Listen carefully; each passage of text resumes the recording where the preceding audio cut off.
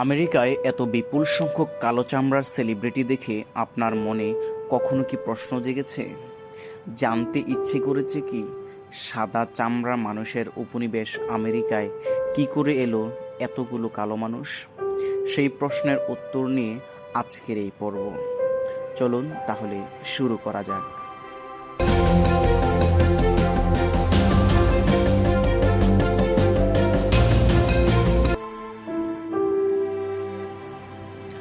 12ই October 1492 মানব সভ্যতার গতিপথ বদলে দেওয়ার মতো একটি দিন।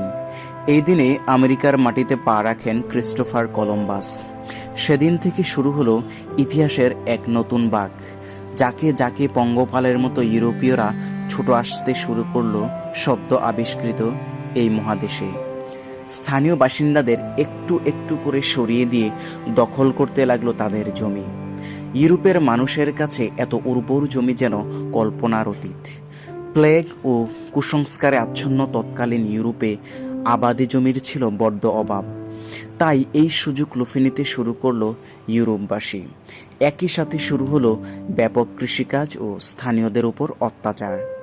কিন্তু সমস্যা হলো এই বিশাল দুটি মহাদেশের হাজার হাজার মাইল অনাবাদি জমি আবাদ করার মতো জনবল তাদের ছিল না। সেই সমস্যার পৈশাচিক সমাধান বের করা হলো আফ্রিকা থেকে লাখ লাখ মানুষকে দাস হিসেবে ধরে এনে। আফ্রিকা থেকে আটলান্টিক মহাসাগর পার হয়ে আমেরিকায় দাস ধরে আনার এই ব্যবসা ইতিহাসে ট্রান্স আটলান্টিক স্ল্যাব হিসেবে পরিচিতি লাভ করে। ইউরোপ থেকে দাস বোঝাই প্রথম জাহাজটি আমেরিকায় পৌঁছায় 1502 সালে। সেটি ছিল একটি স্পেনিশ জাহাজ। শুরুর দিকে দাস ব্যবসা ছিল পুরোপুরি পর্তুগিজ এবং স্পেনিশদের হাতে। সময়ের সাথে সাথে ইংল্যান্ড, নেদারল্যান্ড ও ফ্রান্স সমানতালে এই ব্যবসায় জড়িয়ে পড়ে।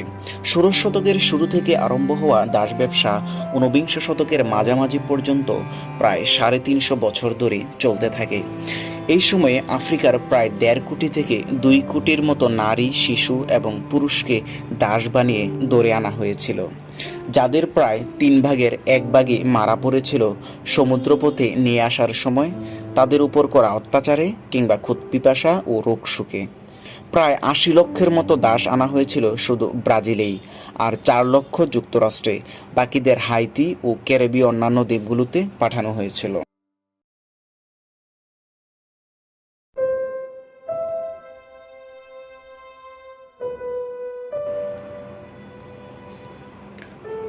মূলত দাস ব্যবসার কেন্দ্রস্থল ছিল পশ্চিম আফ্রিকার উপকূলীয় অঞ্চল, যেটা সেনেগাল থেকে অ্যাঙ্গোলা পর্যন্ত বিস্তৃত ছিল। দাস ব্যবসার সবচেয়ে গুরুত্বপূর্ণ পয়েন্টগুলো ছিল বেনিন, টুগু এবং নাইজেরিয়ার পশ্চিম উপকূলে। তাই এলাকাগুলোকে স্ল্যাভ কোস্ট বা দাসের উপকূল বলা হতো। যুদ্ধবন্দী, অপরাধী, ঋণগ্রস্ত ও বিদ্রোহীদেরকে স্থানীয় আফ্রিকানদের কাছ থেকে দাস হিসেবে কিনে নিত ইউরোপীয় দাস ব্যবসায়ীরা। এছাড়া অনেক সাধারণ মানুষকেও দাস ব্যবসায়ীরা অপহরণ করে দাস হিসাবে বেচে দিত। মোট 45টির ছোট বড় জাতিগোষ্ঠী থেকে দাস ধরে আনা হতো। এদের বেশিরভাগই ছিল আদিবাসী বা আফ্রিকার স্থানীয় সংস্কৃতির অনুসারী। দাসদের ধরে আনা হতো জোর করে, তাই তাদের বাধ্য করার জন্য বিভিন্ন রকম অত্যাচার করা ছিল দাস ব্যবসায়ীদের কাছে খুব স্বাভাবিক ব্যাপার। তার উপর বিপুল সংখ্যক মানুষ মারা যেত সমুদ্রপথে আটলান্টিক পাড়ি দেওয়ার সময়। জাহাজগুলোতে খরচ বাঁচার জন্য গাদাগাদি করে মানুষ উঠানো হতো। থাকতো না স্যানিটেশনের ব্যবস্থা এবং পর্যাপ্ত খাবার। তবে সবচেয়ে ভয়াবহ পরিস্থিতি হতো আমেরিকায় নিয়ে আসার পর।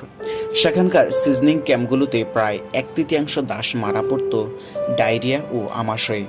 অনেকে এই অপমানের গ্লানি থেকে বেঁচে পালাতো অথবা কেউ আত্মহত্যা করত।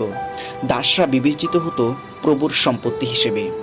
যদিও সুদূর অতীত থেকেই দাসপ্রথার প্রচলন ছিল পৃথিবীর নানা প্রান্তে, তবে কোথাও অমানবিকতা আমেরিকার দাসপ্রথাকে অতিক্রম করতে পারেনি।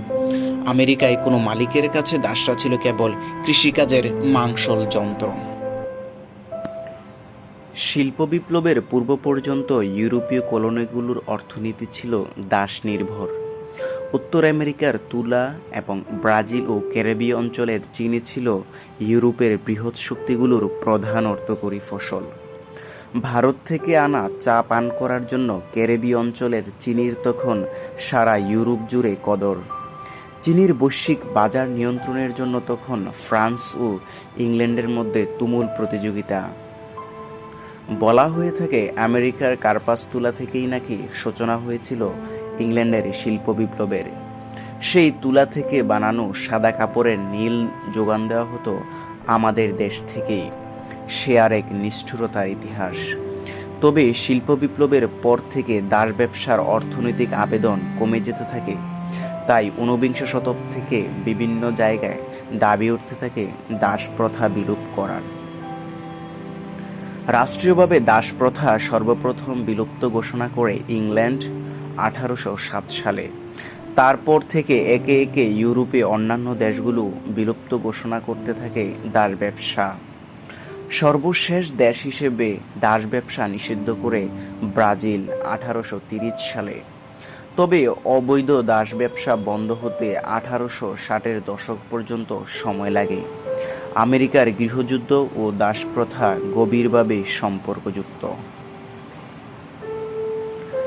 ব্রাজিলের ছন্দময় ফুটবল কিংবা ওয়েস্ট ইন্ডিজের মারদাঙ্গা ক্রিকেট কার না ভালো লাগে বলুন।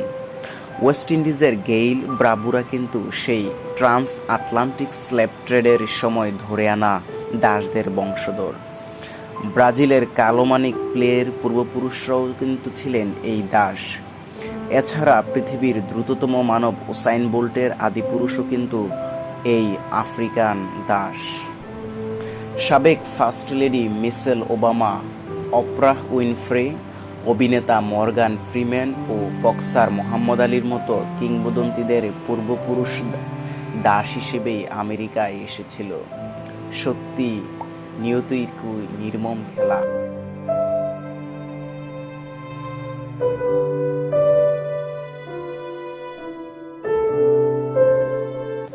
ট্রান্স আটলান্টিক স্লেভ ট্রেড ইতিহাসের এক কলঙ্কজনক অধ্যায়। নির্মমতা ও পাশবিকতার চূড়ান্ত বহিঃপ্রকাশ এই কদর্য কথা উপনিবেশিক শক্তিগুলোর কুৎসিত রূপ হিসেবে আজও রয়ে গেছে ইতিহাসে।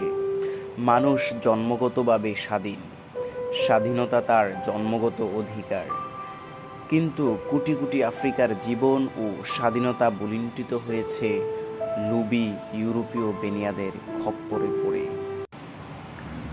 যুগে যুগে ঘটে যাওয়া ইতিহাসের বিভিন্ন অধ্যায় ও বিভিন্ন ধর্ম সম্পর্কে জানতে আমাদের পাশে থাকুন। ভিডিওগুলো ভালো লাগলে সাবস্ক্রাইব করে লাইক, কমেন্ট, শেয়ার করুন। আল্লাহ হাফেজ।